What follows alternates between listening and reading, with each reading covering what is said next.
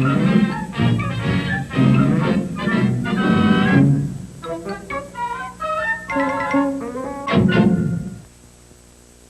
out there, Peabody here. Tell me, Sherman, in what sport is the term putt utilized? Motorboat racing.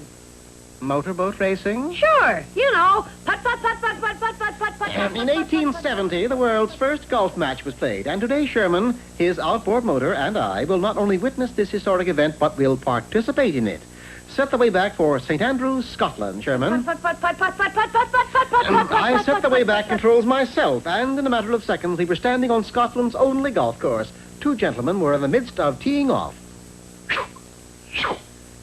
That's your 30th stroke, Angus, and you've yet to tee off. Oh, I'm teed off, all right. How can that man expect to play golf, Mr. Peabody? His wounds are all bandaged. Pardon me, sir, but have you had an accident?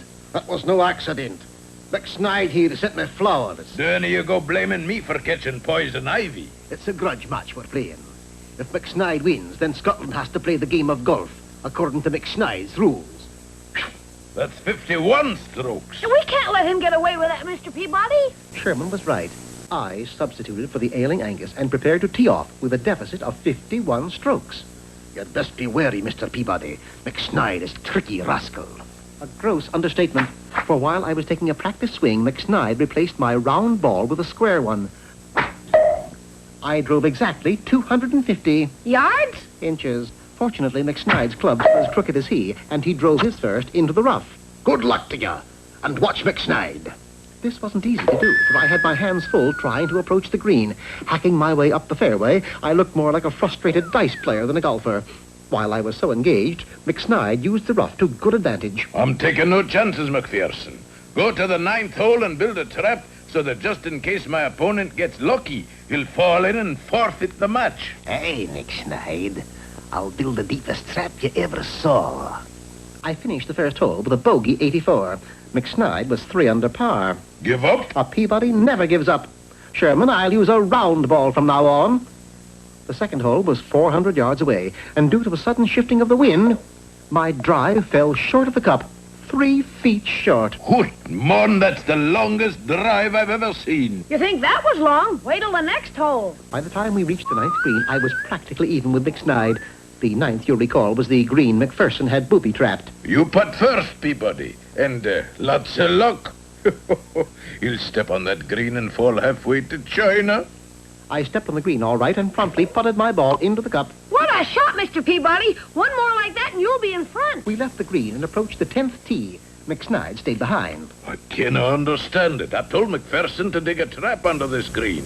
And if there's anything I can't stand, it's a man who disobeys orders. Wait till I see that McPherson. I'll give him a piece of my mind. It wasn't until the 18th hole that McSnide caught up with us. Where have you been, Mr. McSnide? I had to replace a divot. What's the score? Mr. Peabody is 20 under par. Oh? How are you doing? I've had troubles, lad. I'm only 30 under par. He's still in front of you, Mr. Peabody, with only this hole left to play. What are you going to do? Beat him, of course. Hand me my number 1 wood. It was then that Sherman discovered we were short on clubs. Somebody swiped everything but the putter. Looks like you'll have to forfeit. Not as long as I have a putter. You can't putt here, Mr. Peabody. There's a lake that sits in front of the green. This will require timing. I studied the grass carefully. Shoot, man, shoot, or else you lose. I shot. The ball rolled gently down the fairway, hit off, bounded into the air, landed on a duck's back. The duck took off across the lake, became airborne, and while directly over the green, lost the ball. And of course, as I had figured, the ball fell exactly into the very center of the cup. You did it, Mr. Peabody. You win. Doesn't he, Mr. McSnide? McSnide was in no condition to answer. The only thing I don't understand is why Mr. McSnide wanted to change the rules of golf. Well, you see, McSnide objected to the use of a golf ball. What did he expect to play with? Potatoes. He owned a potato farm and hoped to make a fortune selling them to golfers. But who ever heard of hitting a potato with a golf club? Oh, come now, Sherman. Surely you've heard of mashy potatoes? Pass the gravy.